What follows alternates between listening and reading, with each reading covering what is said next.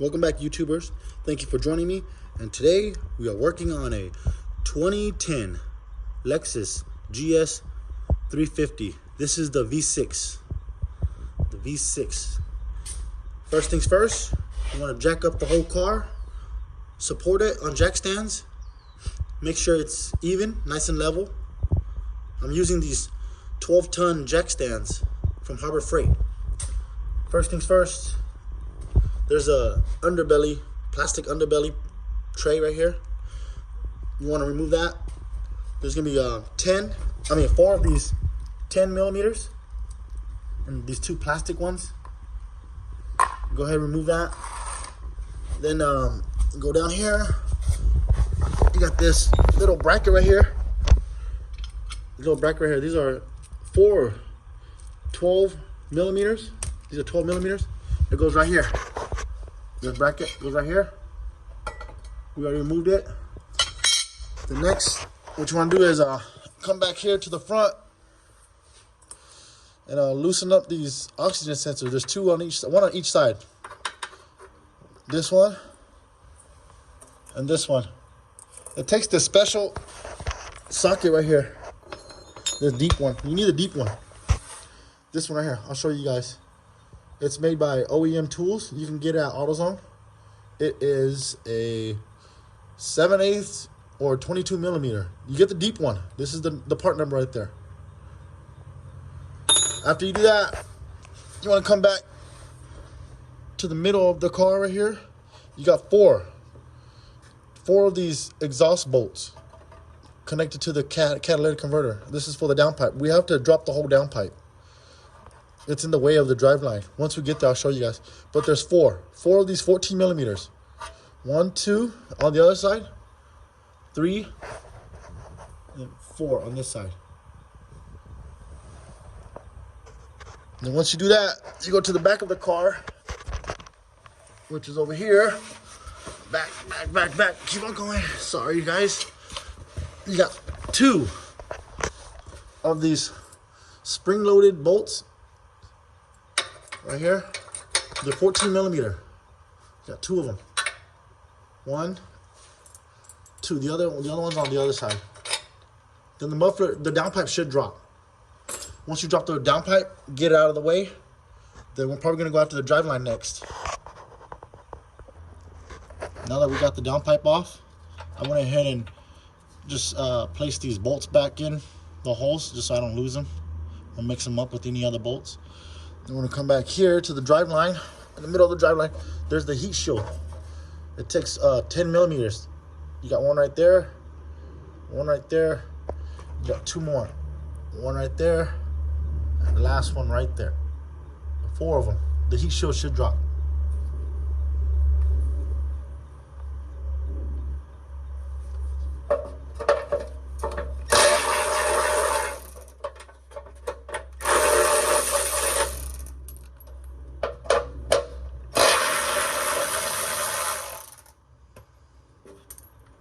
Okay. The heat shield. It's tucked in back there. There's the heat shield.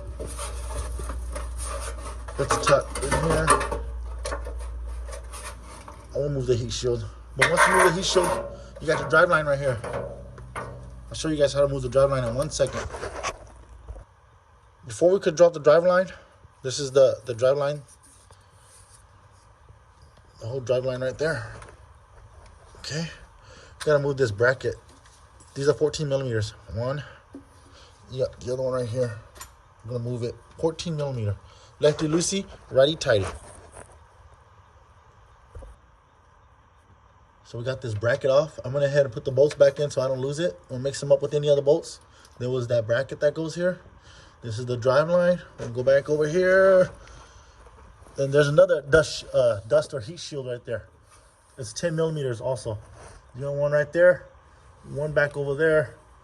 You got 2 right here, 1 and 2. 10 millimeters.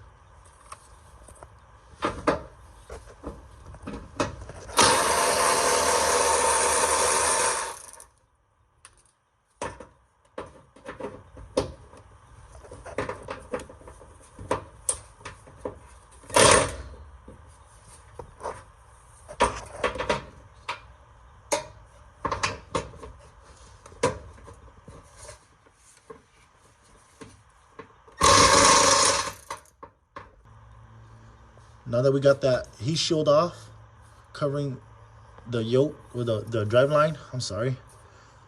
I went ahead and marked the drive line, because the drive line is a balanced shaft. As you guys can see, there's weights right here. There's weights here. There's weights there, weights there. I went ahead and marked it, so when we do put it back up, I know exactly where this drive line is placed. These are 17 millimeters. You got 1, 2, 3 up there. The third one's up there. Then you gotta go into the middle right here. This is the carrier bearing. These are 14 millimeters. 1 and 2. That holds the carrier bearing in place. Then you go to the front of the car, or the back of the transmission. And then I also marked it here, orange, with automotive paint marker. So we know exactly where the drive line is supposed to go from factory. And you got 3 more 17 millimeters over here. You got 1, 2, and the third one up there. We're gonna go ahead and loosen up all these bolts and drop the drive line. We have to drop the drive line, because if you notice back here, there's no slip yoke. It's just bolted. It's solid. There's no slip yoke. I was gonna try to hang it, but you can't hang it. You'll probably damage the shaft. So I don't want to mess up the rear differential. So we're gonna drop the whole drive line. Once I drop it, I'll show you guys what's next. Next thing you want to do is make sure your car is in neutral. That way you can spin the drive shaft, the drive line. You can rotate. That way you can rotate and loosen up these 17 millimeters. There's going to be 17 millimeter bolts that goes through. And there's going to be 17 millimeter nuts and washer back here. There's 3 of them. Like I said, I already marked it. So when we do put the drive line up, I know exactly where it goes. You got these. You're going to go ahead and rotate to loosen them. Then you got these 2 14 millimeters, which I've already loosened. Right here, holding the carrier bearing. Then back up to the front, at the rear of the transmission. This one's loose. That one's loose. This one's also loose. And then I also marked it here also, just to make sure. Okay, we're gonna loosen it. We're gonna drop the drive line. Once we drop the drive line, we're gonna go after the transmission itself. I'll show you guys.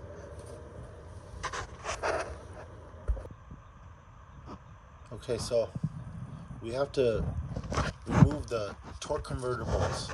There's gonna be 6 of them inside the bell housing. But in order to get to the bolts, we have to remove the starter. This is the starter. There's a wire right here. I unplugged it.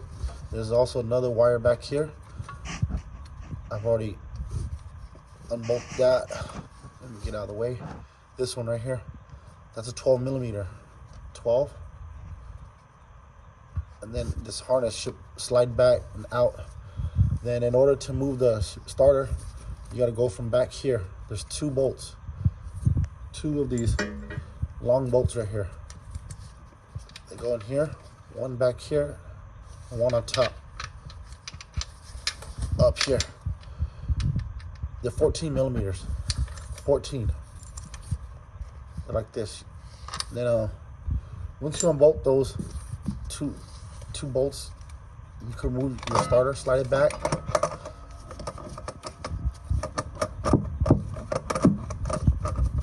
Sorry. It's stuck. Okay. I'll just slide it to the side. Then there's your starter hole right there. There's gonna be a piece of plastic in here. I'm trying to show you guys, but right there. You guys can see it right there. Right there. Just slide it out. Like this. Right there. This piece of plastic. It's wedged in there. Don't lose it, because water's gonna get in there and you don't want to mess up your flywheel or your starter. And then there's 6 of them. 6 torque converter bolts. They're gonna be small ones. I've already taken them out. They're like this. Exactly like this. They're in here. There's 6 of them. In order to remove them, these are 14 millimeters. In order to remove it, remove them, you have to rotate the engine. And I rotate it from the crankshaft. I'll show you guys. There's the oil filter housing right there. I got a long ratchet with an extension and a 22 millimeter. This is a 22 millimeter socket right there. It just goes into the crankshaft bolt and you just rotate it. I rotate the engine clockwise because I'm sure the engine rotates clockwise, and not only that, if you go counterclockwise, there's a chance you might unbolt the crank bolt, which is this one. You don't want to do that, so I went clockwise, and it's fairly easy. It's fairly easy. Once you remove these 6 bolts in here, they hold the flywheel onto the torque converter. Then we can start removing the bell housing bolts. I'll show you guys once I do that. So this is the new transmission that's going to go in. These are the torque converter bolts that I was telling you guys about. There's 6 of them. You can rotate the engine clockwise, and then you could use your 14 millimeter wrench, a ratchet with an extension, and you can get it one by one, just like this, through this starter hole right there.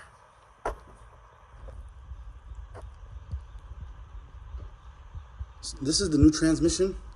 I'm gonna show you guys from outside. It's very tight up there. It's way too tight up there to show you guys. But you're gonna want to unplug these harness. You got this one right here, this one right there, and then you got 2 of them in the back, on the back side here. Let me flip this transmission around. This is the passenger side. You got this oil cooler. This is filled with coolant. I noticed that you have to remove these 3 bolts right here. There's 1, 2, 3. You drop it, and then it makes the transmission come out easier because the exhaust manifolds are in the way. The cats are in the way. And then the shift linkage. This is the shift linkage. It's held on by this clip right here. This one. It's a push tab. What I did was I pried this part right here, and then it opens up, and you could pull the shift linkage out and get it out of the way. Also, you want to remove these harness. It's still in the car. Then the top bell housing bolts, these ones up here, you got 1, 2, 3, 4, 5.